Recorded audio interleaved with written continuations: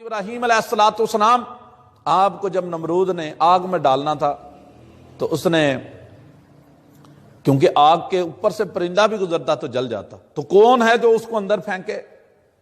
تو شیطان نے آ کے مشورہ دیا منجنیق بناؤ، منجنیق بناؤ اور منجنیق میں انہیں ڈالو اور پھر ان کو آگ میں پھینکنا۔ جب اس منجنیق کے جھولے میں آپ کو رکھا گیا تو فرشتے اللہ کے حکم سے آئے، فرشتوں نے پکڑ لیا، وہ ہلتا ہی نہیں تھا، جھلایا ہی نہیں جاتا تھا۔ تو اب اسے تو نظر نہیں آتا تھا، شیطان کو نظر آتا تھا، فرشتوں نے پکڑا ہوا۔ تو شیطان نے نمرود سے یہ کہا، جس نے خدائی دعویٰ کیا، نمرود سے یہ کہا اپنے شہر کی عورتوں سے کہو کہ وہ اپنے سروں سے دوپٹے اتار کر آئیں تو دیکھنا یہ جھولا جھولے گا۔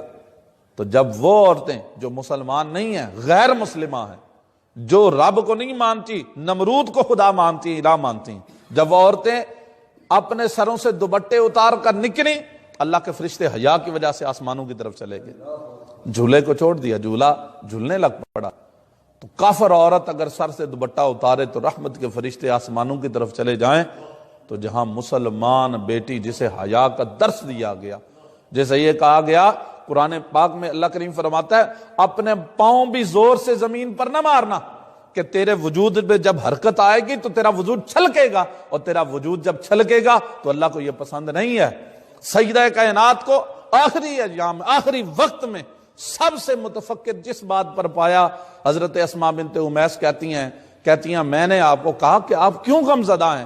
کہتی ہیں ساری زندگی جس جسم پر کسی غیر محرم کی نگاہ نہیں پڑی، جس کے بال سورج تک نے نہیں دیکھے، جب آخری وقت آئے گا تو کیا کروں گی؟ جب عورتوں کے جنازے لے کر نکلے جاتے ہیں تو جب ہچکولے لگتے ہیں تو جسم چھلکتا ہے، تو کہیں میرا جسم بھی ظاہر نہ ہو۔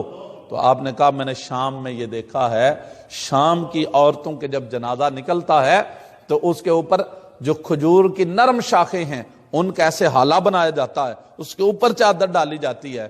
آپ نے کہا اسما مجھے بتاؤ، کہاں رکھاؤ؟ چارپائی پر باندھی شاخیں، کپڑا ڈالا، اتنا پسند کیا۔ آج تک بھی عورتوں کے جنازوں پر وہ اسی لیے وہ جو بنا ہوتا ہے وہ اسی سے ملتمس ہے۔ اور یہ سیدہ کائنات، یہ حیا والی، جنازہ رات کے وقت ہے، اللہ اکبر، اتنی حیا والی خاتون۔ حضور نے درس دیا تو حیا کا درس دیا۔ حضور اپنے گھر میں آئے تو آپ کے ساتھ صحابی رسول ہیں، صحابی رسول، بالکل نابینا صحابی، آنکھوں سے بالکل نظر تک نہیں آتا۔ تو نبی علیہ الصلوۃ والسلام نے ازواج مطہرات سے کہا پردہ کر لو۔ حضرت ابن ام مکتوم، نابینا صحابی، دوسرے مؤذن ہیں، یہ ایک بلال حبشی ہیں اور دوسرے یہ ہیں۔ نبی علیہ الصلوۃ والسلام نے اپنی غیر موجودگی میں جب کسی غزوے پر تشریف لے جاتے، حضور نے انہیں اپنا مصلی بھی سونپا۔ حضور کے محبوب علیہ الصلوۃ والسلام کی عدم موجودگی میں مدینہ طیبہ میں مصلی رسول پر نماز بھی پڑھاتے رہے۔ ابن ام مکتوم رضی اللہ تعالی آئے تو حضور نے فرمایا پردہ کرو۔ تو ازواج پاک نے عرض کیا حضور نہ تو وہ ہمیں دیکھ سکتے ہیں، پردہ کیوں کرے؟ تو میرے حبیب علیہ الصلوۃ والسلام نے درس حیا دیا، فرمانے لگے وہ نہیں دیکھ سکتا، تم تو دیکھ سکتی ہو اسے۔ یعنی صرف ایک طرف سے نہیں، آنکھوں کی حفاظت دونوں طرف سے ہے۔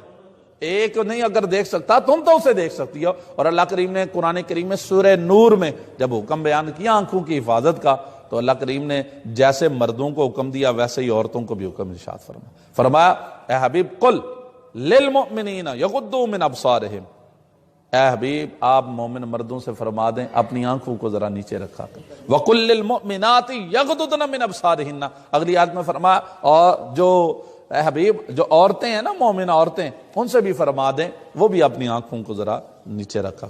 تو درس حیا اسلام نے دیا۔ اسلام کا دوسرا نام اگر کسی نے پرکھنا ہو، جاننا ہو تو وہ کیا ہے؟ مذہب حیا۔ یہ حیا والا مذہب ہے۔ اسلام کا دوسرا نام کیا ہے؟ یہ حیا، حیا والا۔ اسلام حیا کا درس دینے کے لیے آیا۔